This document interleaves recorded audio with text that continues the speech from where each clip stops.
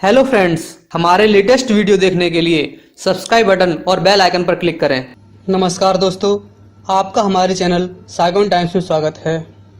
महाभारत युद्ध के बाद पांडवों ने हस्तिनापुर पर 36 वर्षों तक राज्य किया। जब भगवान श्री कृष्ण स्वधाम गए तो पांडवों ने भी स्वर्गारोहण का निश्चय किया। फिर पांडव अभिमन्यु पुत्र परीक्षित का राज्याभिषेक कर स्वर्गारोहण को चले गए। इधर एक दिन राजा परीक्षित शिकार खेलने जाते हैं तो वे एक हिरण का पीछा कर रहे थे। तभी कलयुग का आगमन होता है। कलयुग महाराज परीक्षित से उनके समय में आने की अनुमति मांगता है। इस पर राजा परीक्षित कलयुग को अपने समय में आने से मना कर देते हैं।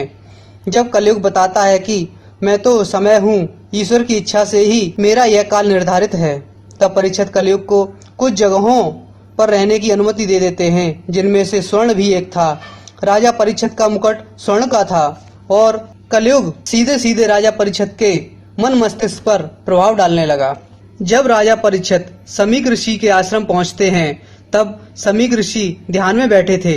राजा परीक्षित के किसी प्रश्न का उत्तर नहीं देते, इससे राजा परीक्षित बहुत क्रोधित होते हैं। वे पास ही में पड़ा एक मृत सर्प समीप ऋषि के गले में डालकर वहां से चले जाते हैं। यह कलयुग का ही प्रभाव था कि अभिमन्यु जैसे वीर के पुत्र और धर्म पर चलने वाले राजा परीक्षित ने ऐसा घृणित कार्य किया। जब यह समाचार समीक ऋषि के पुत्र को मिलता है तो वह राजा परीक्षित को श्राप देता है कि आज से 7वें दिन तुम्हारी मृत्यु नाक के काटने से होगी। जब यह बात ऋषि समीक को पता चलती है तो वे राजा परीक्षित के पास जाते हैं और सारी बात राजा परीक्षित को बताते हैं। तब राजा परीक्षित सुखदेव जी के पास जाते हैं। तब सुखदेव जी कहते हैं, राजन, आप 7 दिन भगवान श्री कृष्ण की कथाओं का अनुसरण करें, आपका कल्याण होगा। फिर सुखदेव जी राजा परीक्षित को भागवत कथा सुनाते हैं। इधर जब यह खबर तक्षक को मिलती है कि अर्जुन के वंशज परीक्षित को सर्प के द्वारा मारे जाने का श्राप मिला है तो वह अर्जुन और श्री कृष्ण से अपनी शत्रुता का बदला लेना चाहता है। इसके लिए वह राजा परीक्षित को मारने का निर्णय कर लेता है। भागवत के समापन पर 7वें दिन तक्षक राजा परीक्षित को काट लेते हैं, जिससे राजा परीक्षित की मृत्यु हो जाती है। इस बात से जन्मेजय बहुत क्रोधित होते हैं कि उनके पिता की मृत्यु तक्षक के कारण हुई है। इसके बाद जन्मेजय और भगवान श्री कृष्ण के प्रपौत्र ब्रजनाभ मिलकर ब्रज में सर्पमेध यज्ञ शुरू करते हैं। नागों के संपूर्ण विनाश के लिए यह यज्ञ चलता रहा और सर्प मारे जाते रहे।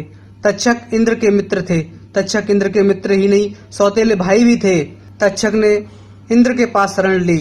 जब जन्मेजय को यह पता चला कि तक्षक को इंद्र ने शरण दे रखी है तब जन्मेजय ने ऋषियों से कहा, तक्षक के साथ इंद्र को भी खींच लाओ।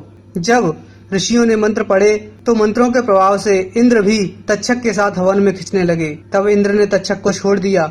आस्तिक ऋषि ने जन्मेजय से तक्षक को माफ करने की प्रार्थना की। आस्तिक के मधुर प्रवचन सुनकर जन्मेजय ने आस्तिक की बात मान ली और जन्मेजय ने सर्पमेध यज्ञ बंद कर दिया। इस तरह तक्षक के प्राण बचे।